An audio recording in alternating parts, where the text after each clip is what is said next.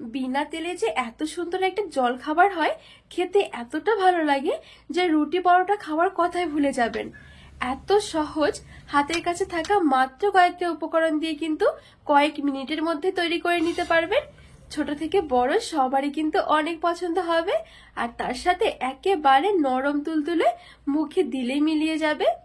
এই দেখুন কতটা সুন্দর হয়েছে, আর দেখতেও কতটা লোভনীয় লাগছে। কোনো রকম তেলের তো দরকারই পড়বে না, তার সাথে হবে একদমই হেলদি আর টেস্টি। নমস্কার বন্ধুরা, নতুন একটা পর্ব দেখার জন্য আপনাদের সকলকে স্বাগত জানাই। আজকে আমি আপনাদেরকে তেল ছাড়া শুধুমাত্র সুজি দিয়ে ভীষণ মজার একটা নরম তুলতুলে জলখাবার তৈরি করে দেখাবো। খেতে কিন্তু দারুণ হয়, খুবই সহজ তৈরি করা, হাতে 5 থেকে 10 মিনিট সময় থাকলে বানিয়ে নিতে পারবেন। তো বন্ধুরা চলুন আমি খুবই সহজ ভাবে তৈরি করে দেখাবো, আশা করছি আপনাদের সকলেরই ভালো লাগবে। তো পুরো ভিডিওটা শেষ পর্যন্ত দেখার অনুরোধ রইল। আবার প্রথমে আমি এখানে একটা মিক্সির জার নিয়েছি। এইবারে এখানে আমি নিয়েছি 200 গ্রাম সুজি। আমি এখানে 1 প্যাকেটই সুজি নিয়েছি। 1 প্যাকেট সুজি দিয়ে কিন্তু অনেকগুলো জল খাবার হবে। তো প্রথমে না সুজিটাকে আমি একটু গুঁড়ো করে নেব।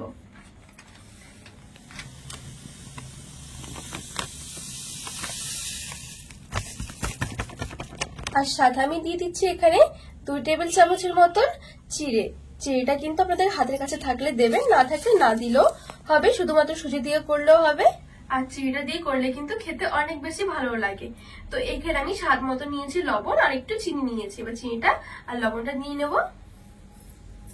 এবারে আমি মিক্সির মধ্যে ভালো করে একটু গুঁড়ো করে নেব। তো এখানে আমি খুব সুন্দর করে মিক্সির মধ্যে একটু গুঁড়ো করে নিয়েছি।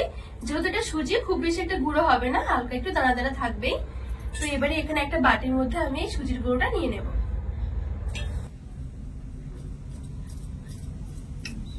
এবারে আমি দিয়ে দেবো টক দই। আর এখানে যতটা সুজি হবে ঠিক তার হাফ হবে টক দই।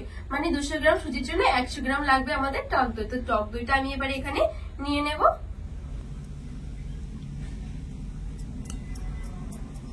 টক দইয়ের বাটি ধুয়ে আমি 1 বাটি মতন জল দিয়ে দিচ্ছি। প্রথমে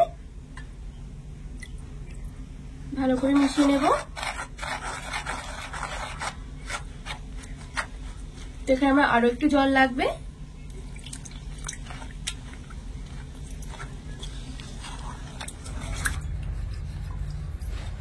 তো এইখানে না জলটা একবারে না দিয়ে অল্প অল্প করে দিতে হবে, তাহলে খুব সুন্দর হবে গোলাটা।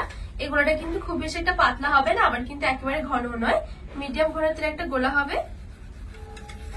তো এখানে আমি অল্প অল্প করে জল দিয়ে দেখুন খুব সুন্দর একটা গোলা তৈরি করে নিয়েছি। আর এই গোলাটা এই দেখুন খুব বেশি ঘন নয়, আবার কিন্তু পাতলাও নয়, ঠিক এরকম, তবে একটু ঘন হবে। এবারে এই গোলাটা ঢাকা চাপা দিয়ে আমি এক সাইডে 10 মিনিটের জন্য একটু ঢাকা চাপা দিয়ে রেখে দেবো। ততক্ষণে আমাদের সুজিটাও কিন্তু খুব সুন্দরভাবে ফুলে যাবে। ততক্ষণে একটা খুবই সুন্দর একটা চটপটা আলুর পুর তৈরি করবো, যেটা এই জলখাবারের স্বাদটাই পুরো বদলে দেবে। খেতে কিন্তু দারুণ হয়। এইবারে গ্যাস জ্বালিয়ে একটা কড়াই বসিয়ে দিয়েছি, আর এখানে দিয়ে দেবো 1 টেবিল চামচের মতন বাটার। যেহেতু আজকে আমি তেল ছাড়াই তৈরি করব, আপনারা চাইলে কিন্তু বাটারের জায়গায় ঘিটাও দিতে পারবেন। তো একদমই সামান্য একটু দিলে হয়ে যাবে। তো বাটারটা যখন গলে যাবে তখন আমি এখানে কিছুটা তড়কা দিয়ে দেবো। এই দেখুন আমি এখানে তড়কার জন্য নিয়েছি ছোলার ডাল, বিউলির ডাল, অড়হর ডাল, আর গোটা জিরে, গোটা সর্ষে, একটা শুকনো লঙ্কা। এবারে এই ফোড়নগুলো আমি একটু লাল করে ভেজে নেব।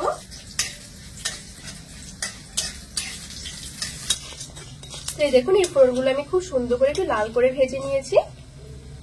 এবারে আমি এখানে 2টো কাঁচা লঙ্কা আর একটু আদাকে না একটু থেতো করে নিয়েছি। এবারে এই আদা কাঁচা লঙ্কা নিয়ে নেব। আর এখানে কিছুটা কারি পাতা নিয়েছি।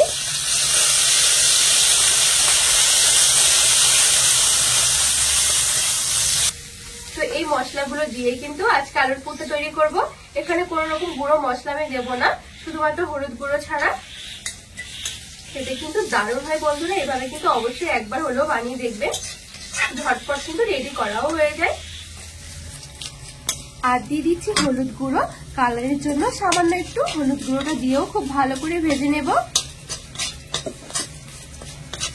আর এদিকে আমি 2টো আলু ভালো করে সেদ্ধ করে একটু ম্যাশ করে নিয়েছি। এবার আলু সেদ্ধটা দিয়ে দেব।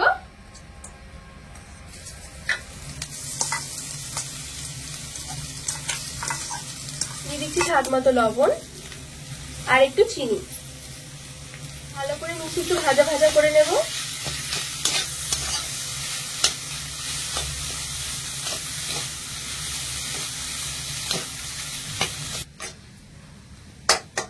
তো এখানে আমি এই আলুর পুরটা খুব সুন্দর করে মিশিয়ে একটু ভাজা ভাজা করে নিয়েছি 2 থেকে 3 মিনিটের জন্য। তো এখন কিন্তু আমাদের এই আলুর পুরটা একেবারে রেডি করা হয়ে গেছে।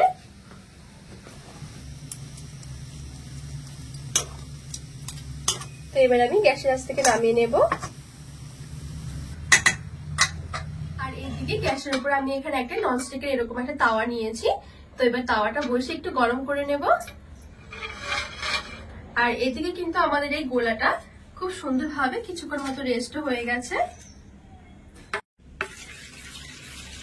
এই দেখুন এখন কিন্তু আরো কিছুটা কিন্তু এখানে ঘন হয়ে গেছে।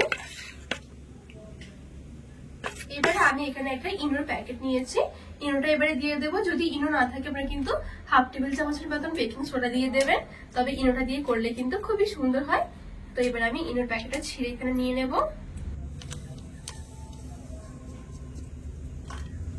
ভালো করে মিশিয়ে নেব।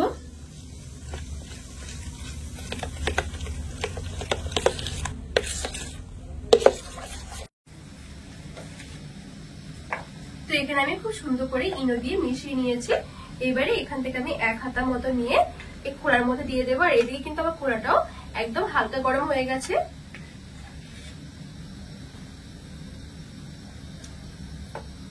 আর একটু দিয়ে দিচ্ছি।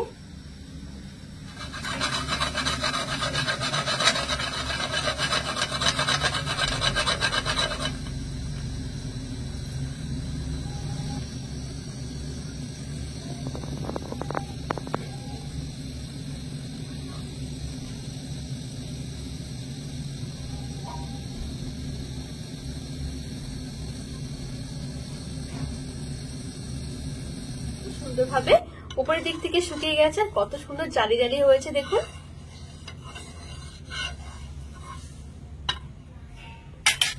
এবারে আমি এদিকটা একটুখানি আলুর পুর দিয়ে দিচ্ছি, আমি যা আগে রেডি করে রেখেছি। এবারে হাত দিয়ে ধরে এভাবে করে একটু মুড়িয়ে দেব।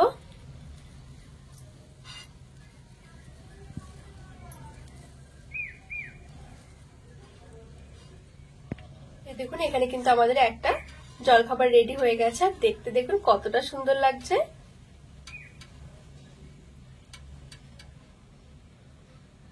দেখুন বন্ধুরা কত সহজ আর কত অল্প সময়ের মধ্যে কিন্তু রেডি করা হয়ে গেছে। দেখতেও কতটা দারুণ লাগছে। তো এবার আমি নামিয়ে নিচ্ছি। আর বাদ বাকি সবগুলো আমি ঠিক একইভাবে তৈরি করে নেব।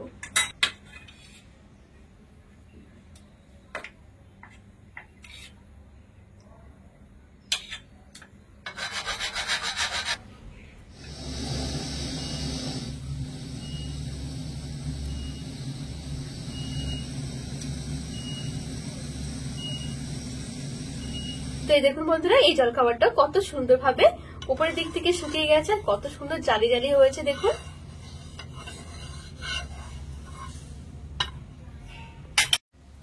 এবারে দিয়ে দেব আলুর পুর। ঠিক এভাবে করে হাত দিয়ে ধরে ঘুরিয়ে আমি রোল করে নেব।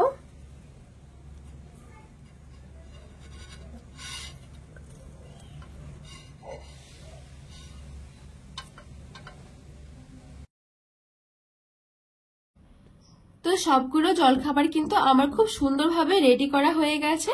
আর দেখতেও দেখুন কতটা সুন্দর লাগছে। এইভাবে একবার বানালে কিন্তু আপনাদের রুটি পরোটা খেতে ইচ্ছেই করবে না। যেমন হেলদি তেমন টেস্টি। আর একবার বানিয়ে খেলে আপনাদের কিন্তু বারে বারে বানাতে ইচ্ছেই করবে। খেতে এতটা ভালো হয়। দেখলেন তো বন্ধুরা যে কত অল্প সময়ের মধ্যে কত সুন্দর একটা রেসিপি হয়ে যায়। আর কোনো রকম কিন্তু তেলের দরকারই পড়বে না। তেল ছাড়া একেবারে টেস্টি টেস্টি একটা জলখাবার খুবই সহজে কিন্তু আপনারা ঘরে তৈরি করে নিতে পারবেন হাতের কাছে থাকা মাত্র কয়েকটা উপকরণ দিয়ে। আর বাচ্চা থেকে বড় সবারই কিন্তু অনেক পছন্দ হবে। বন্ধুরা আজকে এই জলখাবারের রেসিপিটা আপনাদের কেমন লেগেছে অবশ্যই কিন্তু কমেন্ট করে জানাবেন। আর রেসিপিটি ভালো লাগলে চ্যানেলটিকে সাবস্ক্রাইব করে পাশে থাকা অনুরোধ রইল।